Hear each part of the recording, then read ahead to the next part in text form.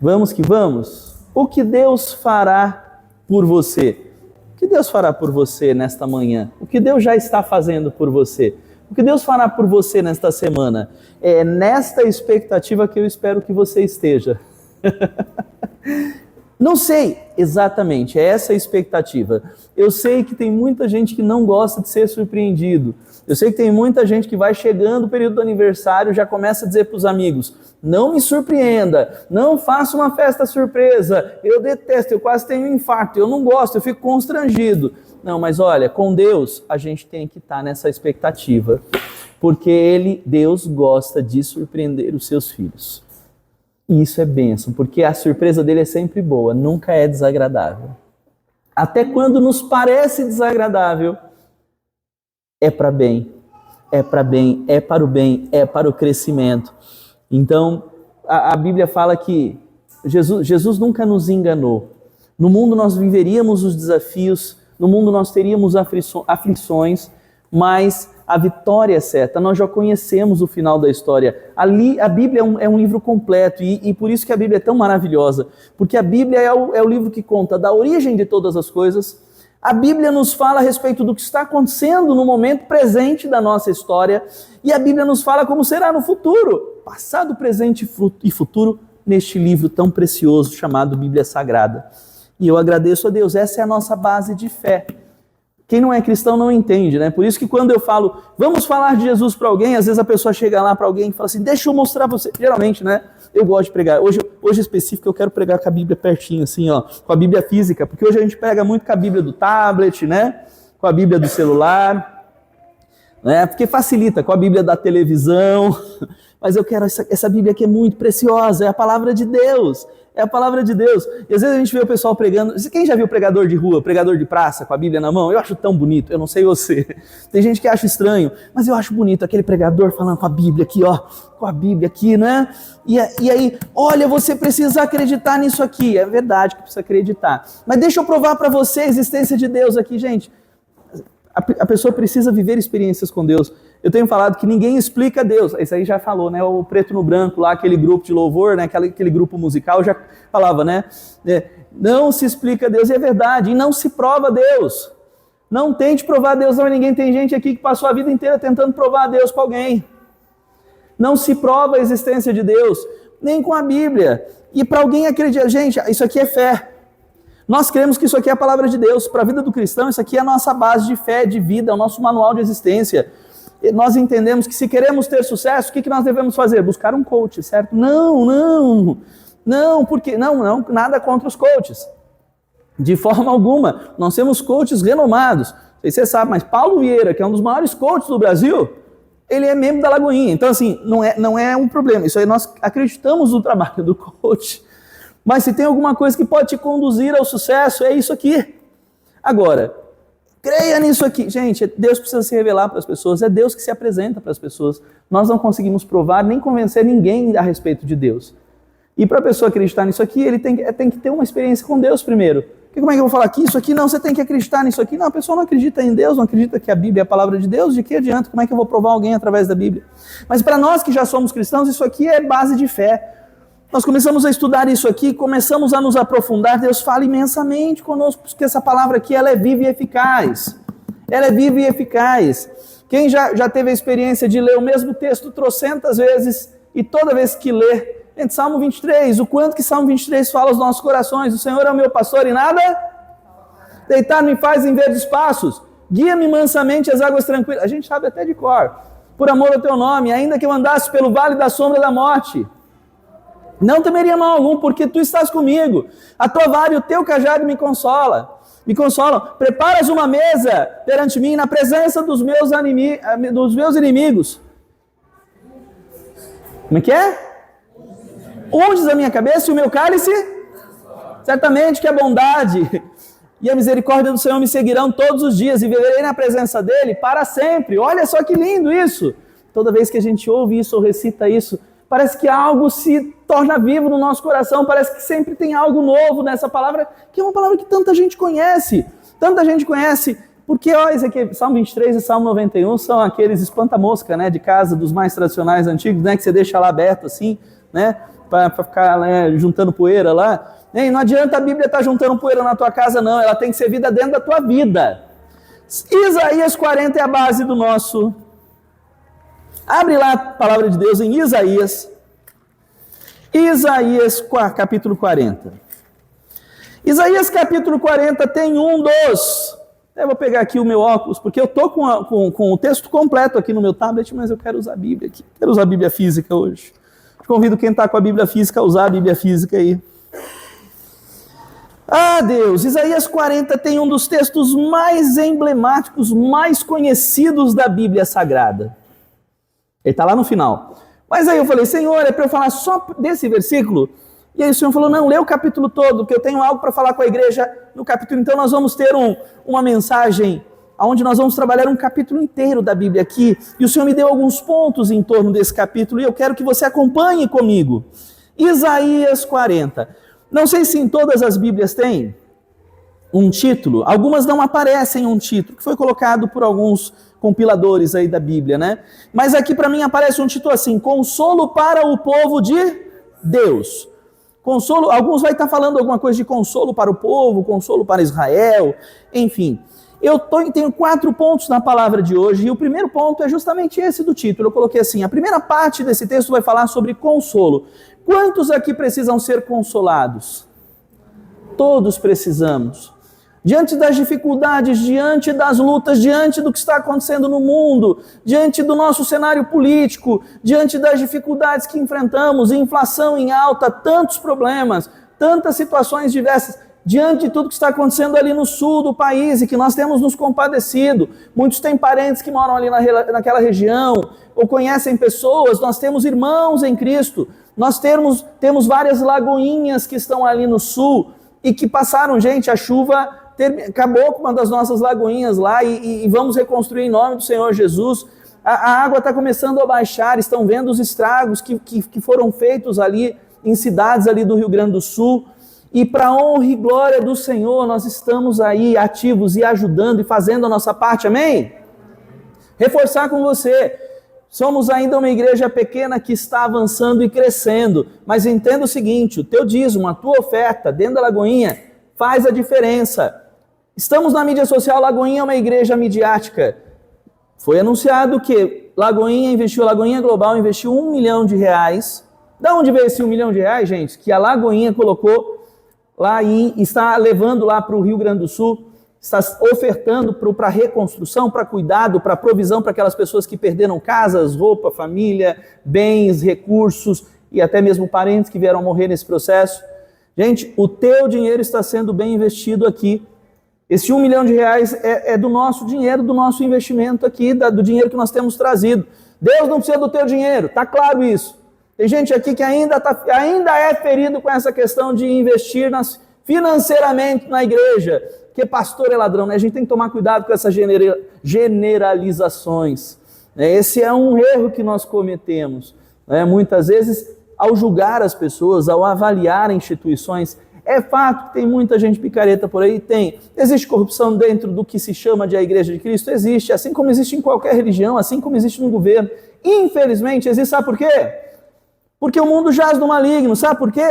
Porque nós temos em nós o vírus do pecado, porque o mundo precisa da salvação de Cristo, porque muitos ainda estão em pecado e perdidos no império das trevas, e nós como igreja fomos chamados por Deus, e nós já encontramos Jesus, e através de Jesus nós já fomos transladados do império das trevas para o reino da luz, e agora nós fazemos o quê? Ficamos parados? Não, agora nós ficamos curtindo a vibe, porque o pessoal tem falado, eu acho legal isso, e eu glorifico a Deus, porque isso não é nossa, não vem de nós. Quando alguém fala para mim assim, sabe o que acontece lá? Quando a gente vai ali nas reuniões de vocês, nos cultos aos domingos, ou nos GCs da Lagoinha em Pindamonhangaba, há um ambiente diferente. Eu não sei se você já ouviu isso, mas eu tenho ouvido isso muito.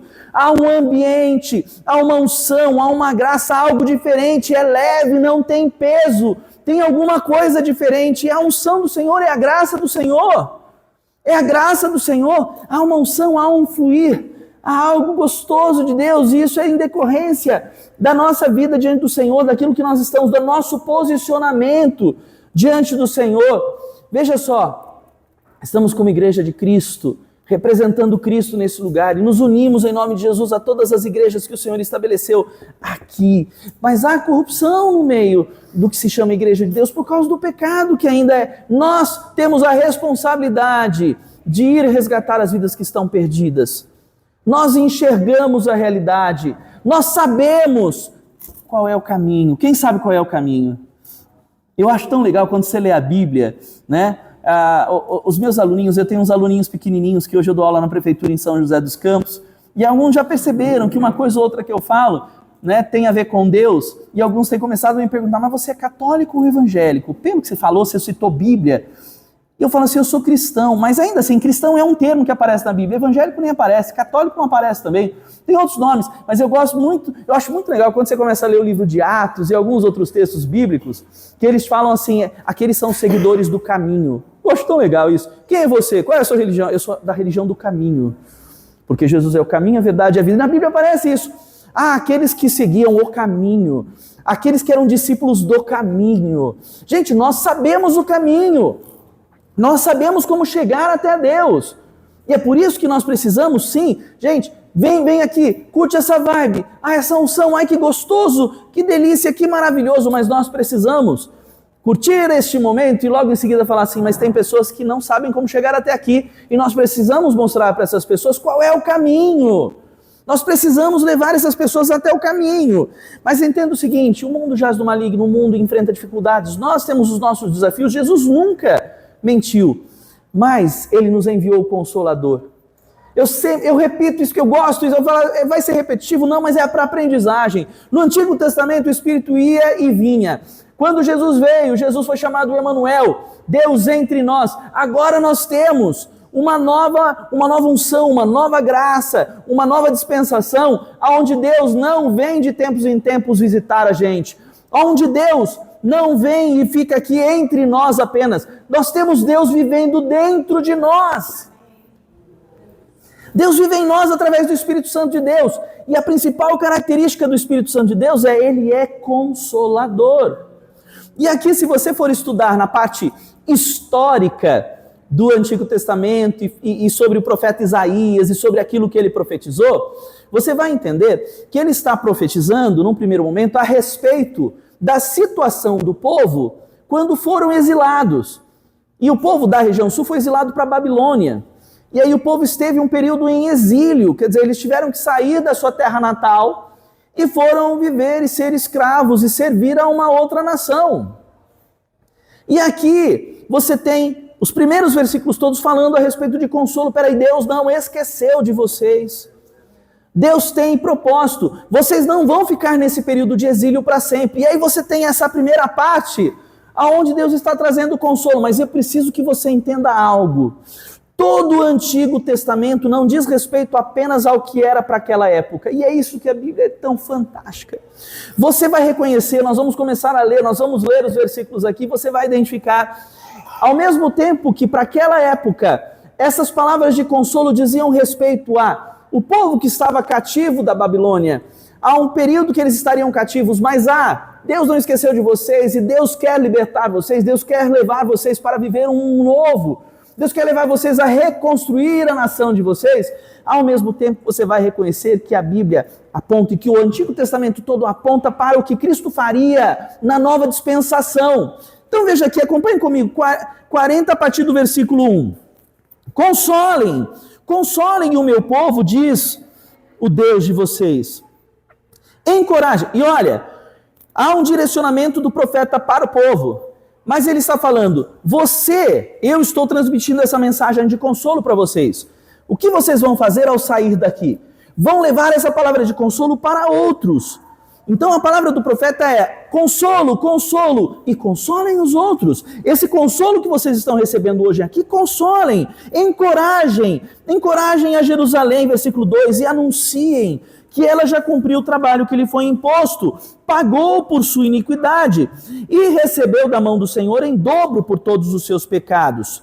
Versículo 3, uma voz clama no deserto. Gente, muitos conhecem isso aqui, no deserto preparem o caminho para o Senhor, façam no deserto um caminho reto para o nosso Deus.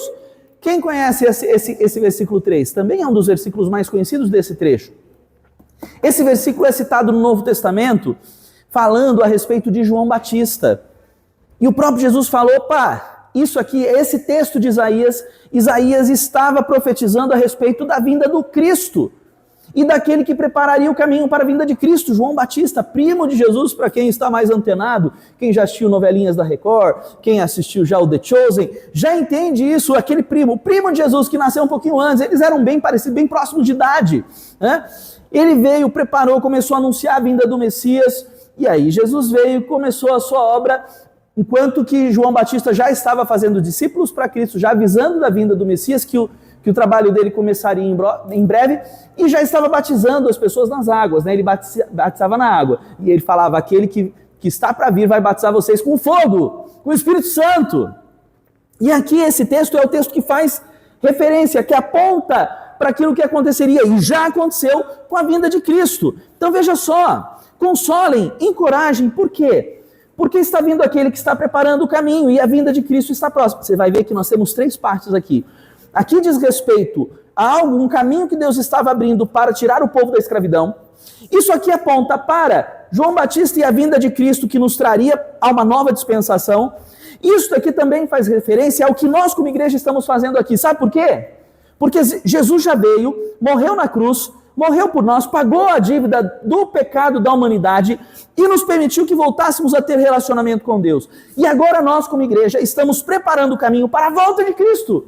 Porque quando Cristo foi embora e disse, vocês estarão, não ficarão sós, vocês não ficarão órfãos, o Espírito Santo está sendo enviado, mas aguardem, porque daqui eu vou preparar um lugar para vocês e eu volto para buscar vocês.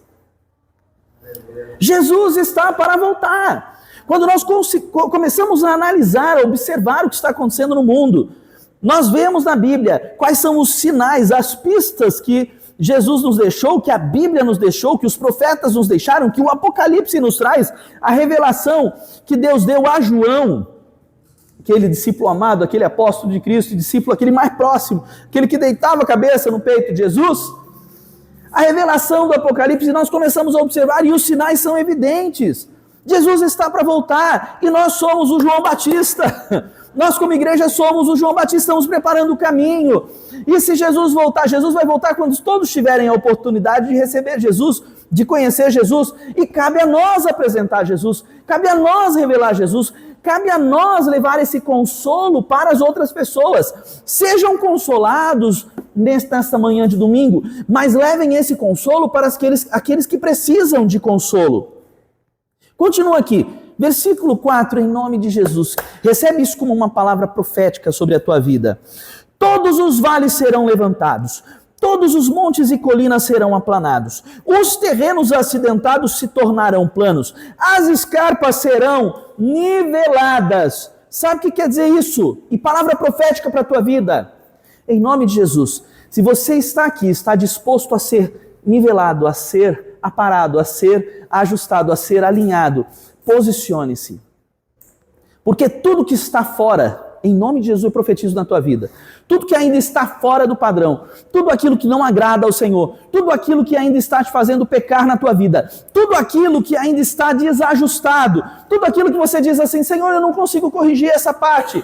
Se você permanecer no Senhor, se você continuar posicionado, tudo isso vai ser alinhado, aplanado, ajustado. O terreno vai ser plano. Sabe aquele negócio daquele terreno desequilibrado, aquele terreno que não tem como construir porque tem uma parte baixa, tem outra parte aqui, está tudo cheio de pedra, está tudo cheio de tranqueira. Deus vai limpar, Deus vai aplanar o terreno da sua vida em nome de Jesus. É tempo disso ser alinhado de uma vez por todas. Crente de 20, 30 anos que é crente e ainda é um terreno tortuoso, cheio de... que se o carro passar ali em cima vai ficar, como é que fala? Trepidando, fazendo barulho, incomodando. Tá? Em nome de Jesus, de novo vou ler, profético. Todos os vales serão levantados, todos os montes e colinas serão aplanados, os terrenos acidentados se tornarão planos, as escarpas serão niveladas. E aí no versículo 5, a glória do Senhor será revelada e juntos todos a verão, pois é o Senhor que fala. Aleluia. Primeira parte, é uma parte trazendo consolo. Ah, tá difícil? Calma, fique tranquilo. Tudo vai ser alinhado na tua vida em nome de Jesus. Continua posicionado, o consolo veio. Se você esteve num período de deserto, se você esteve vivendo um período em que você ainda se sentia escravo, acabou o tempo da escravidão. Acabou o tempo da escravidão. É um novo tempo, recebe o consolo do Senhor. E aí nós vamos para a segunda parte a partir do versículo 6.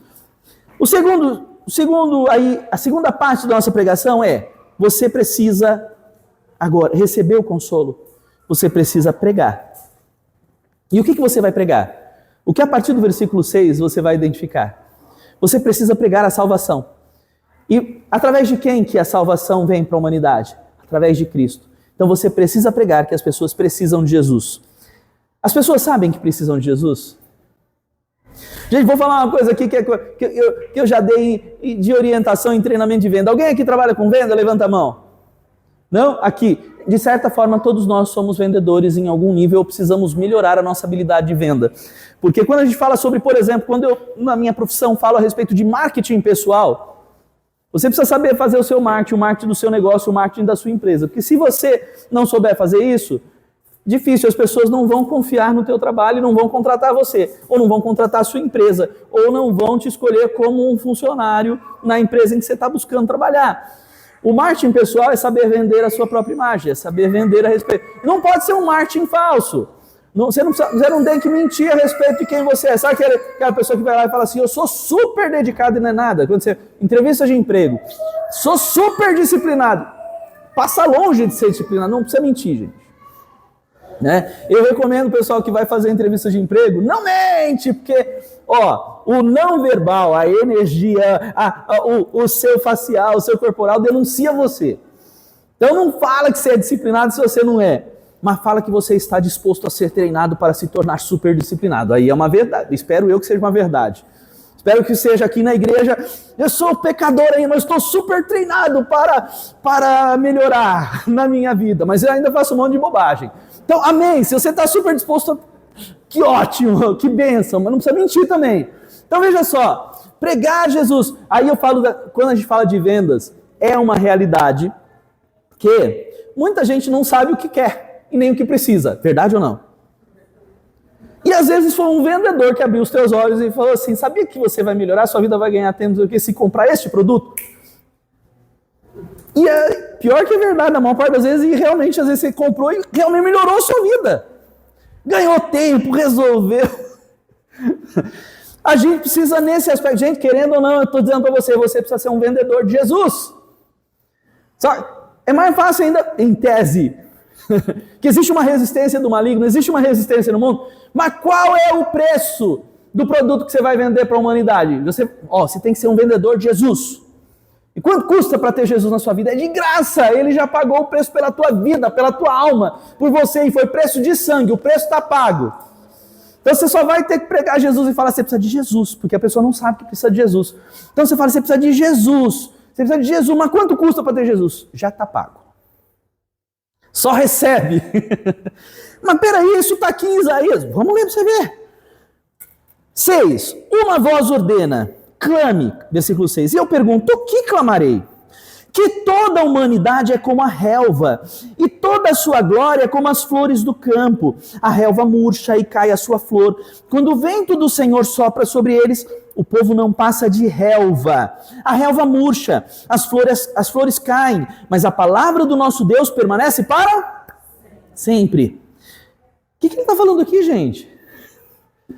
Que o final de todos nós é morte. É o fim da existência. Gente, passa o vento do Senhor, o que vai acontecer com todo?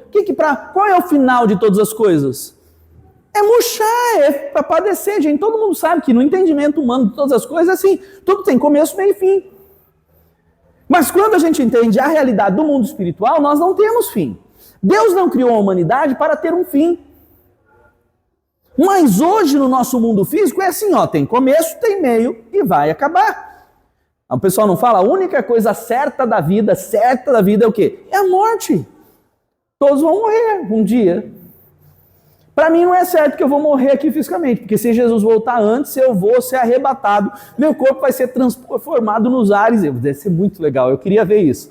Né? Se Jesus voltar e eu ainda estiver vivo aqui, eu não vou passar por essa morte, mas eu vou sofrer uma transformação do meu corpo corruptível para um corpo incorruptível e vou ser arrebatado nos ares.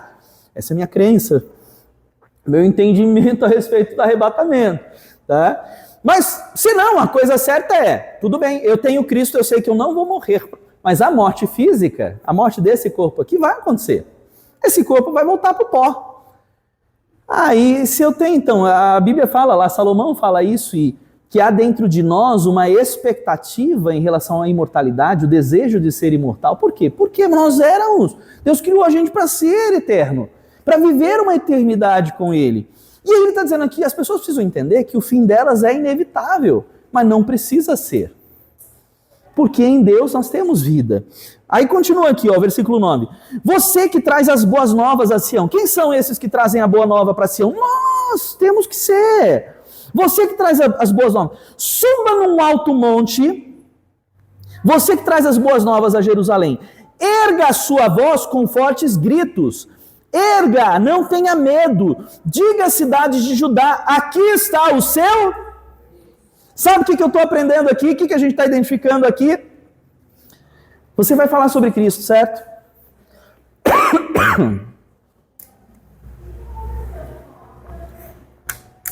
Como é que você faz para falar sobre Cristo?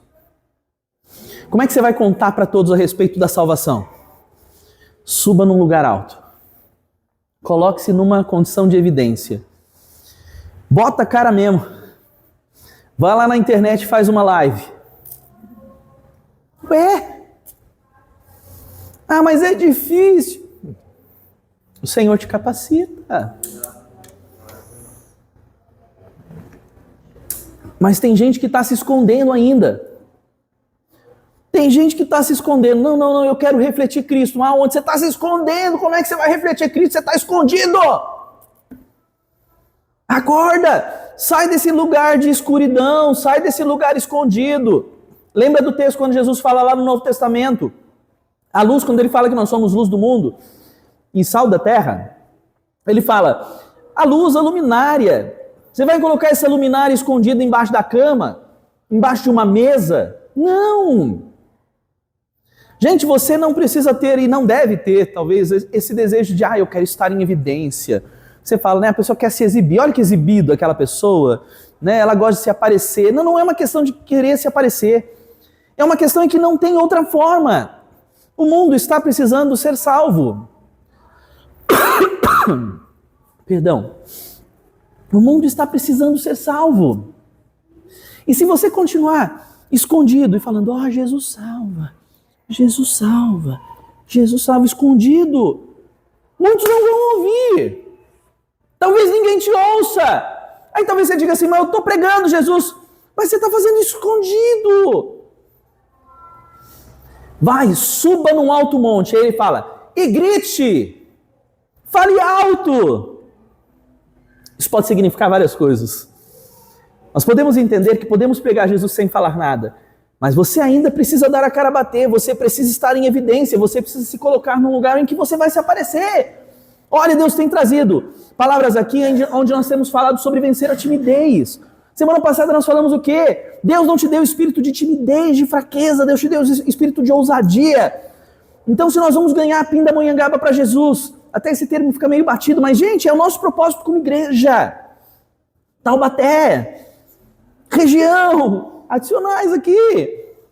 Nós precisamos vencer. Deus nos deu espírito de coragem, de ousadia, de força, de poder, de amor, de equilíbrio.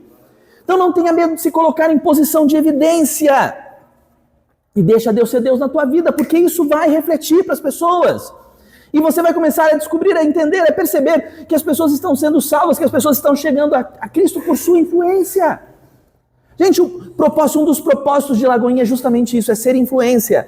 E nós temos como um alvo, Deus deu uma direção para o nosso ministério, que a gente sempre faz um cálculo. Nosso mínimo, nosso propósito aqui, nossa visão inicial. Tá?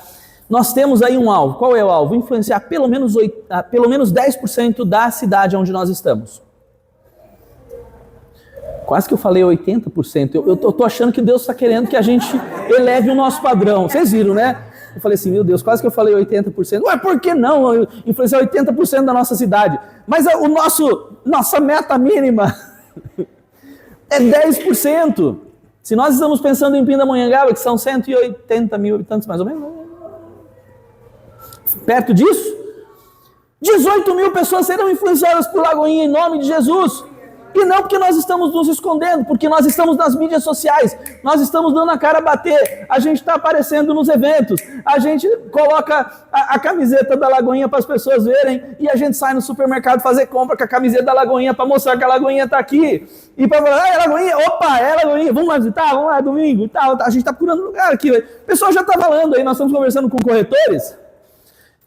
Os corretores são assim, eu fiquei sabendo, alguém me falou assim, não, porque um corretor me disse. Já tá um diz que me diz que aí, ó. Não, porque a Lagoinha veio para Pinda. Não, me falaram, a Lagoinha tá aqui, a Lagoinha tá procurando lugar. Os corretores já estão aqui, ó, a cidade tá sabendo. E é isso que tem que acontecer. Porque como é que nós vamos levar Cristo se não estamos em evidência, se não nos colocamos numa posição de destaque? Isso deve acontecer. E é isso que a Bíblia está falando aqui. Vamos lá, versículo 10 e 11, olha aqui, ó. O soberano, o Senhor, vem com poder, com o seu braço forte, ele governa, a sua recompensa com ele está, e o seu galardão o acompanha. O que eu entendo aqui? Não se preocupe, Deus cuida de você, Deus te capacita. Qual é o nosso medo de nos expor? É a gente pagar mico, é a gente falar alguma besteira, é a gente fazer alguma coisa errada, é a gente talvez representar erradamente o nosso Deus, né? Nosso propósito era fazer o certo e era dar um bom testemunho, e aí se a gente faz alguma bobagem, a gente dá um mau testemunho e queima o filme de Jesus. Talvez seja esse medo, mas não se preocupe. Se coloque diante dele, deixe ele ser o seu consolo, a sua salvação, deixe ele te direcionar. Você vê que no caminho do texto, nós já passamos por aquela palavra profética de que Deus vai te aplanar e te alinhar. Deus te aplanou, Deus te alinhou, Deus te deu a salvação, se coloque em evidência e só reflete Cristo. Paulo fala que nós somos como astros que refletem Cristo. É como, muito legal isso, né? Porque é como se fosse a lua. Nós somos a lua, Jesus é o sol. Gente, a lua não tem luz própria, mas ela parece tão iluminada, tem noite que ela parece um sol no meio da noite. Já repararam? Que ela fica tão clara, tão linda. Gente, somos nós refletindo Cristo. Deixe-se refletir a luz de Cristo. Passe pelo processo de aplanamento, de alinhamento. Depois se coloque num lugar alto e Deus vai cuidar, Deus vai te capacitar, Deus vai falar através de você. Não se preocupe, porque o restante Deus faz. Você se coloca à disposição. De resto, Deus faz. Fique tranquilo. Amém? Terceiro ponto, são 4 só. Então nós já caminhamos aqui para uma finalização. Quem é este Deus? Agora eu quero ler com propriedade, com voz de orador, apesar da minha voz um pouco rouca ainda, vocês perceberam? Né? Mas eu quero, porque agora os próximos versículos, eles vão falar sobre a grandeza do nosso Deus. Espera aí, legal. Estou pregando a respeito de Deus, estou falando da salvação de Deus, estou falando do final da história para as pessoas. Olha, você não precisa viver como escravo para sempre, porque Deus te traz salvação.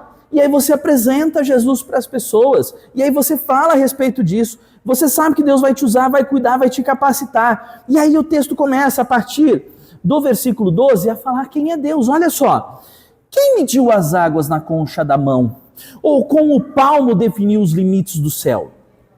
Quem jamais calculou o peso da terra? Ou pesou os montes na balança e as colinas nos seus pratos? Gente, está falando que ninguém consegue fazer isso. Imagina, pensa num grande monte, uma grande montanha, e pensa no homem falando assim, deixa eu pesar quanto que pesa essa, vou colocar essa montanha na balança. Alguém aqui faz isso? Alguém é capaz de fazer isso? Não! Mas peraí, o nosso Deus sim! O nosso Deus sim! Quem definiu os limites para o Espírito do Senhor? Quem conhece a mente do Senhor? O Espírito do Senhor. Ou instruiu a Deus como seu conselheiro? Versículo 14. A quem o Senhor consultou que pudesse esclarecê-lo e que lhe ensinasse a julgar com justiça? Que lhe ensinou o conhecimento ou lhe apontou o caminho da sabedoria? Quem? Só Deus.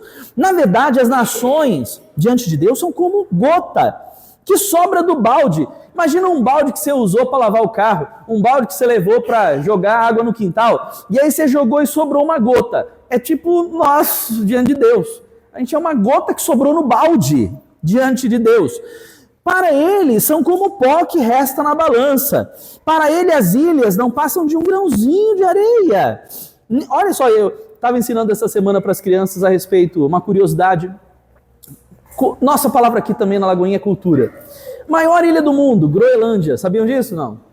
A maior ilha aqui do planeta Terra é a Groenlândia. E a Groenlândia, ela é 81% da Groenlândia é gelo. E aí tem uma estatística, se esse gelo todo derretesse, os mares do mundo subiriam 7 metros. Gente, região litorânea, já pensa, porque existe, o pessoal fala, regiões de litoral, se acontece algo desse tipo, gente, imagina um mar subir 7 metros. Quanto que tem um pé direito disso aqui, gente? Não tem uns 2, 3 metros no máximo? 7 metros para cima, isso aqui estava inundado. Aqui, essa parte aqui que a gente está cá estava inundado. Uau! Aí o que a Bíblia está falando? Sabe Deus diante disso tudo? Sabe as ilhas da Terra? Imagina a Groenlândia, que é tudo isso, que se derretesse o gelo de 80%, né, que 81% derretesse e ia subir 7 metros no mar, a Groenlândia para Deus é um grão de areia. É um grão de areia. Nem as florestas do Líbano seriam suficientes para o fogo do altar. Pensando naquele contexto de Israel, dos sacrifícios, de juntar lenha para poder colocar o fogo e para queimar o incenso e queimar as ofertas, né, os animais que eram sacrificados e oferecidos naquele contexto de Israel, diante de Deus, não haveria, as florestas inteiras do Líbano não ia dar para acender a fogueira do altar de Deus.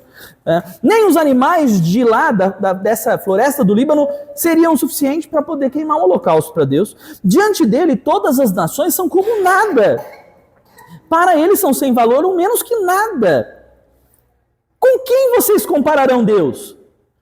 Como poderão representá-lo? Isso aqui é tão lindo. E aí eu me lembro daquelas pessoas arrogantes que ainda... Gente, espero que se você foi assim, se você já falou isso para alguém, que Deus trate o seu orgulho, faça cair por terra esse orgulho em nome de Jesus, deixe de ser tratado. Mas já viu essas pessoas que falam assim, você sabe com quem você está falando? É diante de Deus. Sabe com quem você está falando? Diante de Deus nós não somos nada. Não tem valor, é menos que nada. Sabe o que é menos que nada? Você sabe com quem você está falando? Diante de Deus, alguém que vale menos que nada. Então, para que você se acha tanto? Por que alguém se acha tanto? Não é? Como poderão representá-lo? Aí, versículo 19 fala, com uma imagem que o artesão funde e que o ourives cobre de ouro e para o qual modela correntes de prata, seria possível representar Deus com uma imagem feita de barro, de cerâmica, de madeira? Será possível? Ou mesmo que fosse das pedras mais preciosas que existem no mundo, se nós fizéssemos uma imagem de ouro, um bezerro de ouro, como lá o pessoal, seria possível representar a grandeza de Deus? De jeito nenhum! De jeito nenhum! Ou com o ídolo do pobre, que pode escolher um bom pedaço de madeira e procurar um marceneiro para fazer uma imagem que não caia? Gente, será que vocês não sabem, nunca ouviram falar, não lhes contaram desde a antiguidade? Vocês não compreenderam como a terra foi fundada? Ele se assenta no seu trono, acima da cúpula da terra, cujos habitantes são pequenos como gafanhotos. Ele estende os céus como um forro e os arma como uma tenda para neles habitar. Ele aniquila os príncipes e reduz a nada os juízes deste mundo. Ah, quem é a figura de mais autoridade na terra? Os líderes, os potentes, os mais ricos, os donos de empresa, os donos da mídia, os governantes, os reis, os imperadores. Gente, esses são como gafanhoto diante de Deus. Deus reduz a nada qualquer autoridade que nós julguemos os mais poderosos da face da terra, os mais ricos. Mal eles são plantados ou semeados, mal lançam raízes na terra, Deus sopra sobre eles e eles murcham. Um redemoinho os leva como palha. Com quem vocês vão me comparar? Quem se assemelha a mim? Pergunta o santo. Ergam os olhos e olhem para as alturas. Quem criou tudo isso? Aquele que põe em marcha cada estrela do seu exército celestial e a todas chama pelo nome. Gente, mesmo os maiores astrônomos, os que estudam astronomia, não conseguem dizer, não tem como saber ou mesmo memorizar, mesmo aquelas estrelas que nós conhecemos. Não tem quem memorize, quem guarde, quem saiba o nome de cada estrela. Deus sabe, porque é criação dele. Nenhuma delas deixa de comparecer. É tão imenso. Ele chama todas as estrelas pelo nome. Tão grande é o seu poder e tão imensa a sua força que nenhuma delas deixa de comparecer. Agora, deixa eu falar uma coisa para vocês. É interessantíssimo porque nós estamos falando, Deus é isso tudo, Deus, e nós precisamos apresentar esse Deus que é imenso, que é enorme, que é poderoso, que é tremendo. Mas nós hoje já temos uma relação de intimidade com Ele. Através de Cristo, hoje nós somos íntimos do Pai. Nós podemos chamar Ele de Abba, Pai. Tem muita gente que não entende o termo Abba, né? Que aparece na Bíblia, do aramaico, né? E que é usado dentro do povo israelita. Eles usam o termo Abba para papai. É uma forma carinhosa de quem é muito íntimo de alguém. Gente, nós temos isso hoje. Não somos donos do mundo, mas somos filhos do dono. Nós temos, Ele é o nosso Pai. Hoje nós temos uma relação de intimidade. E aqui Ele diz, quem poderá representar? Deus nos escolheu para representar, mesmo não temos capacidade, não temos autoridade em nós mesmos, não temos graça, inteligência, ou seja lá o que for, para representar Deus. E aí eu me lembrei daquele texto de 2 Coríntios, capítulo 4, a partir do versículo 7, que fala assim, temos, porém, esse tesouro em vasos de barro. Aprove a Deus habitar em vasos de barro, porque hoje isso aqui vai voltar para a terra, é inevitável. Isso aqui não vai durar, isso aqui é temporário. Veja só, nós temos aí as pessoas vivendo as suas vidas e hoje com muita tecnologia, com cuidado com a saúde e tal, a longevidade aumentou, né? A gente consegue viver até muito mais tempo, né? Para honra e glória, que bom, glória a Deus por isso, amém? Quem quer viver mais aí? Amém, glória a Deus. Só que tem muita gente que tenta disfarçar o inevitável. Vive se enchendo de botox, vive juntando dinheiro para poder tirar aqui, fazer a lipoaspiração, a lipo aqui, lipo ali, modelar, colocar gordurinha aqui, colocar não sei o que para modelar o corpo. Não é tentar disfarçar que não está envelhecendo, mas deixa eu falar para você uma coisa, se você não percebeu, você vai estar envelhecendo, a gente está envelhecendo. E vai continuar envelhecendo. E mesmo que você encha a sua cara de botox e faça um monte de adaptações e cirurgias, você ainda vai estar ficando velho. Isso aqui vai deteriorar. Isso aqui em algum momento vai morrer e vai voltar para a terra. E aprove a Deus, mesmo que nós não tenhamos em nós essa capacidade, Deus escolheu a gente, vasos de barro, para carregar esse tesouro, o Espírito Santo, a presença de Deus, para mostrar que o poder que a tudo excede provém de Deus, não de nós. De todos os lados somos pressionados, mas não desanimados. Ficamos perplexos, lembra desse louvor? A gente canta esse louvor aqui. Ficamos perplexos, mas não desesperados. Somos perseguidos, mas não abandonados jamais. Abatidos, mas nunca destruídos. Somos nós. Vai haver perseguição? Vai. Vai ter gente que vai falar mal de você? Vai. Tem hora que você vai ficar triste e desanimado? Tem, mas espero que você não permaneça desanimado, porque a alegria do Senhor é a nossa força. A alegria do Senhor, a alegria que Ele coloca em nós, nos ajuda a lidar com as situações frustrantes da nossa vida. E aí eu vou para a última parte para a gente encerrar. Gente, a parte final, a parte onde chega no versículo mais conhecido desse texto, tá? E o que dá nome para essa palavra de hoje. O que Deus fará por você? A partir do versículo 27 diz assim, por que você reclama, ó Jacó? E por que você se queixa, ó Israel? O Senhor não se interessa pela sua situação? O meu Deus não considera a sua causa? Quantos aqui já não reclamaram, incluindo eu aqui? Ah, Deus não está preocupado comigo. Deus não está se importando com a minha situação. Ah, eu acho que Deus não está vendo o que eu estou passando. Ah, Deus, eu acho que Deus me abandonou. Quantos aqui? E aí a palavra de Deus está dizendo, o quê? Por que você está reclamando? Como assim? Você está dizendo que Deus não se interessa e não está atento à sua causa. Alguém poderia neste momento estar dizendo assim, ah, mas veja só, porque neste momento a situação emergencial exige que toda a atenção e foco de Deus esteja voltado para quem? Para os nossos irmãos do Rio Grande do Sul. Então a situação que você está vivendo hoje, como Deus vai cuidar? Dá um tempo, espera um pouquinho, porque Deus neste momento está ocupado cuidando dos nossos irmãos do Rio Grande do Sul. Peraí, mas você não ouviu falar sobre quem é Deus diante de tudo que a gente acabou de falar, da grandeza de Deus? Você acha que Deus só consegue cuidar de uma coisa por vez? Deus não é nós, não. Nós precisamos disso, viu? Vou falar assim no português claro para vocês. Se você tentar fazer várias coisas ao mesmo tempo, já dizia o meu pai. Não, meu pai ainda diz isso, porque meu pai é vivo. Glória a Deus que o Senhor o sustente com força. Mas o meu pai dizia, se você tentar carregar 5 melancias ao mesmo tempo, no mínimo umas 3 vão pro chão. É porque nós não conseguimos isso, lidar com muitas situações ao mesmo tempo. Tem hora que você precisa parar e concentrar em uma coisa. Tem hora que você precisa parar e concentrar em outra. Você precisa ter foco. Mas peraí, e Deus?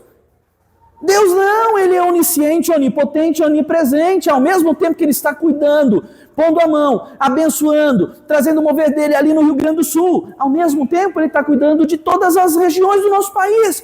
Ele está atento aos problemas do Nordeste, do Norte, do nosso Sudeste, do nosso Centro-Oeste.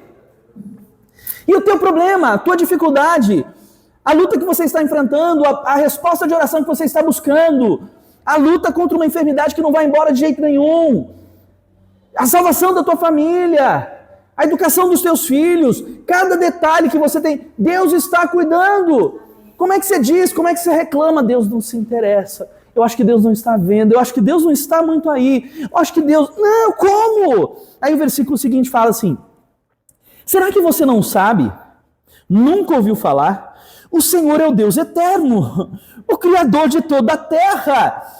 Ele não se cansa, nem fica exausto, e a sua sabedoria é insondável. E é interessante que eu peguei isso, assim, olha que interessante, ele fala assim, Deus não se cansa. Essa é uma versão, tem algumas versões que falam, no inglês eu achei interessante, porque eu fui procurar no original também, no inglês ele fala, a versão que eu peguei em inglês, diz que ele não desmaia e ele não fica exausto. Né? O termo desmaiar aparece primeiro. Mas eu fiquei curioso aqui, porque na versão fala ele não se cansa e nem fica exausto. Alguns poderiam dizer, não é a mesma coisa? Eu vou ver, tem uma diferença entre se cansar e ficar exausto? E eu achei uma definição que eu achei curioso, que diz assim, ó, o cansaço, ele é temporário. Eu estou cansado. A gente cansa, todo dia a gente cansa. Quando você trabalha, você cansa. Quando você ficou aí cuidando dos seus filhos, né, fazendo comida em casa, né, mamães aí, cansa ser mãe? Eu não precisa mentir, gente, cansa. Não, mas eu amo meus filhos. Não, mas cansa, não cansa? Cansa. Tá? Mas aí, diz assim, que só o cansaço, ele é simples de resolver, porque você consegue curar o cansaço com uma boa noite de sono. Se você dormir bem, pegar uma noite, dormir direitinho, belezinha, você cura o cansaço. Mas a exaustão já é um nível mais complicado. É um nível mais intenso de cansaço e de fadiga. Ele pode ser causado por estresse emocional ou físico prolongado. E aí esse é difícil de aliviar. E aí eu vou dizer, muitos aqui estão no nível do exausto. Sabe o que é? Você dorme, mas você dorme e continua cansado. Quem já teve essa impressão? Quantas mães aqui não já tiveram essa impressão de assim... Eu dormi, mas eu continuo cansado. Eu dormi, mas parece que eu não descansei nada. É o nível da exaustão. E aí o que a Bíblia fala lá no Novo Testamento? O que Jesus fala a respeito dele próprio? Ele fala assim, ó, vem comigo, porque o meu jugo é suave, o meu fardo... Descanse em mim! Porque em Deus não há cansaço e nem exaustão. Ele não se cansa. Ele não fica exausto, ele não chega nesse nível de que não dá, eu não consigo porque nem dormindo bem eu descanso, nem tomando vitaminas e suprimentos, nem tomando Gatorade, energético, pó de Guaraná, Coca-Cola e café resolve. Peraí, você não testou a única coisa que vai resolver definitivo aí, que é entrar no descanso do Senhor, que vai te renovar. E a sabedoria, quando a gente vai no original, a gente vai ver que sabedoria aqui, a palavra que é traduzida como sabedoria, pode falar a respeito de inteligência, de compreensão. Eu gosto da palavra compreensão também, porque Deus compreende, Deus entende que você se cansa, Deus entende, se você chegou no nível de exaustão, Ele entende que você é mãe, que você é pai, que você é solteiro, que você é adolescente, que você chega num nível de exaustão. E olha que interessante, porque aí fala assim, os jovens não se cansam. Mas olha o que fala na sequência. Está falando com você, jovem. Está falando com você, adolescente. Olha aqui, ó. Ele fortalece o cansado e dá grande vigor ao que está sem forças. Isso é o que Deus faz. Versículo 30 fala, até os jovens se cansam. Gente, quem dirá nós que somos velho? Imagina, a gente que já... Eu 45. Já não é, querendo ou não, já... A gente se cansa mais? Se cansa mais. As coisas que eu faço hoje, se eu fizesse no passado, eu cansaria menos? Cansaria menos. Mas aí a Bíblia aqui fala, ó, até os jovens se cansam. Até os jovens ficam exaustos. E a realidade é, nós temos jovens, nós temos adolescentes que estão nessa situação de exaustão.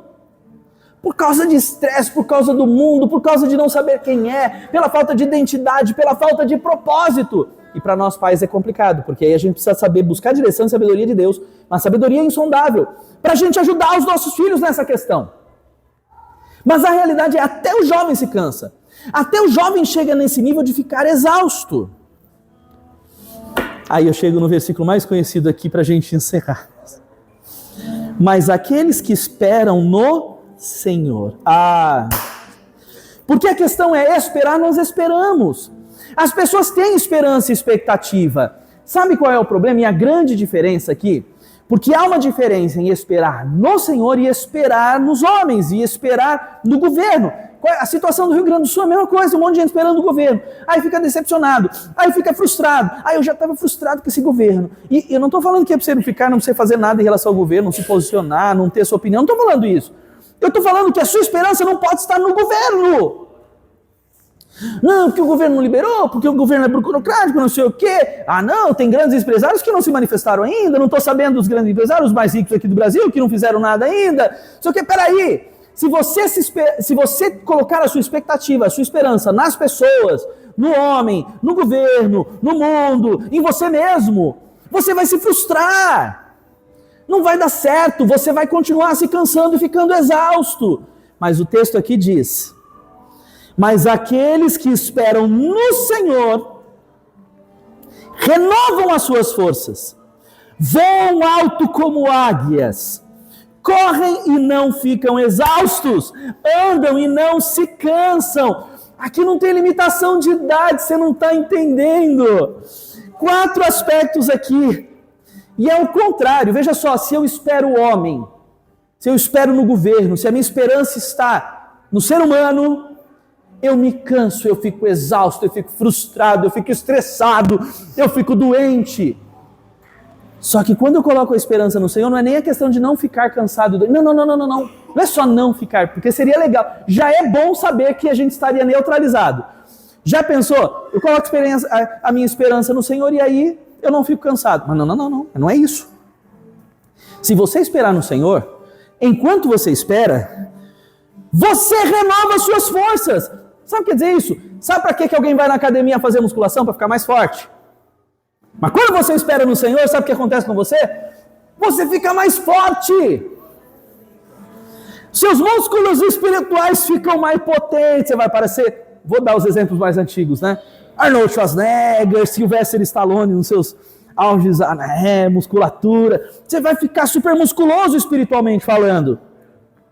Você vai voar alto como as águias. Segundo, você vai estudar sobre os pássaros que voam. Gente, a águia voa muito alto.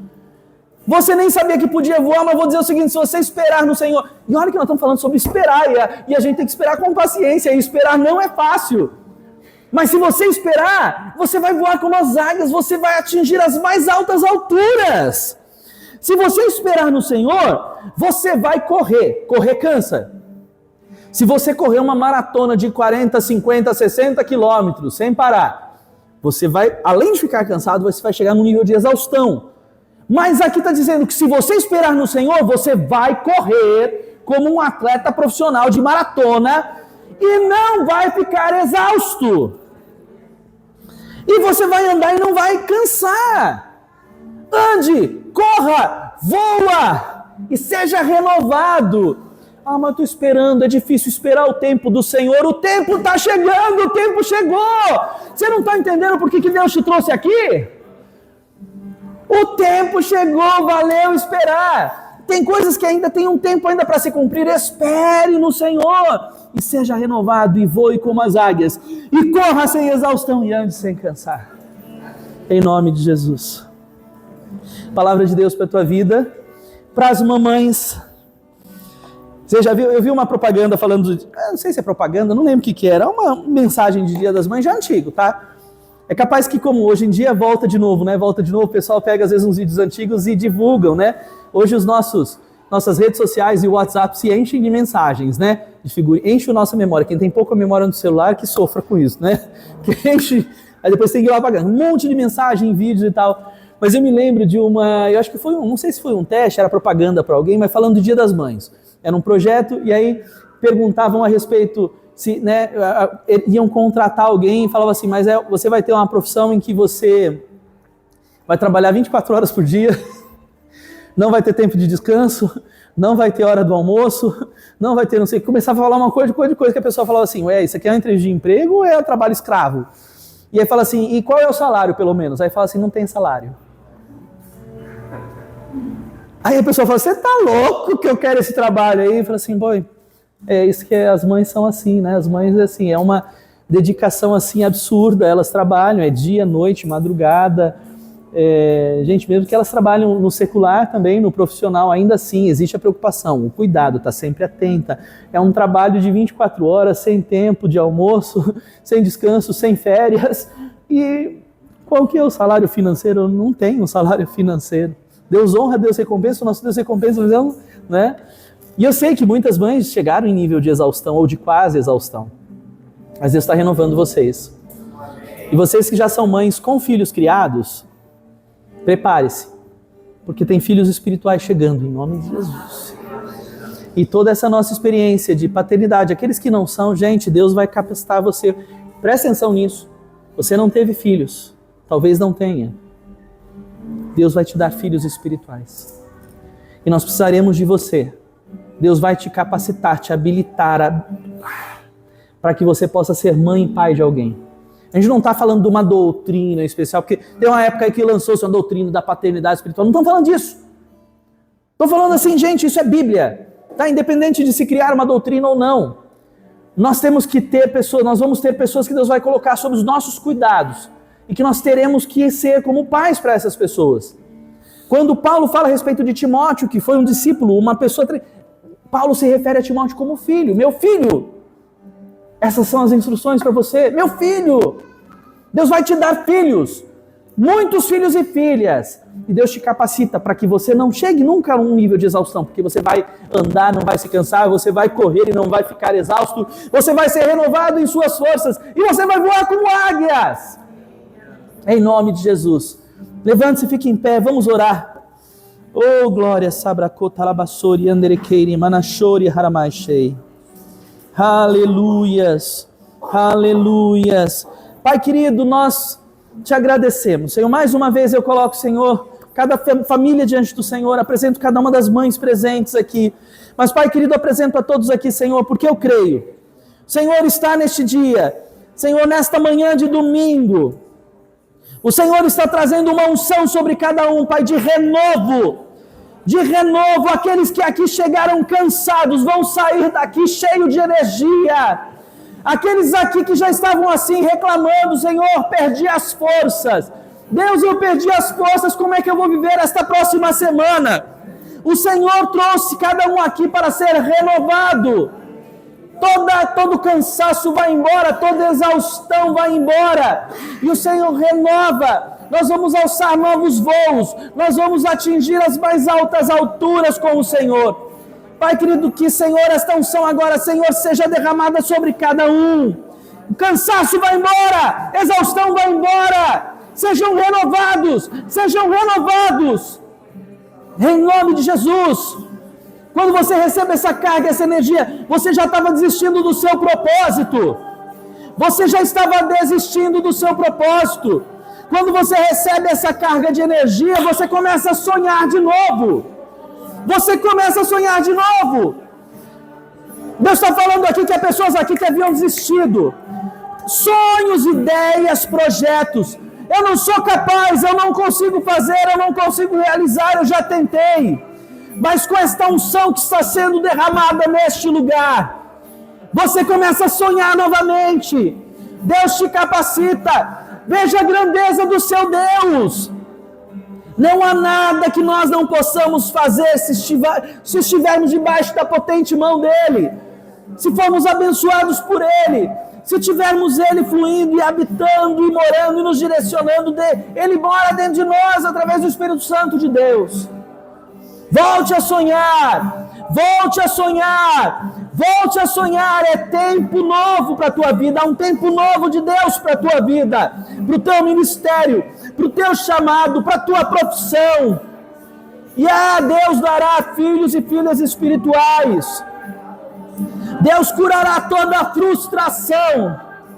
Se você como pai, como mãe se frustrou, Deus cura essa frustração. Oh, em nome de Jesus! Em nome de Jesus! Oh!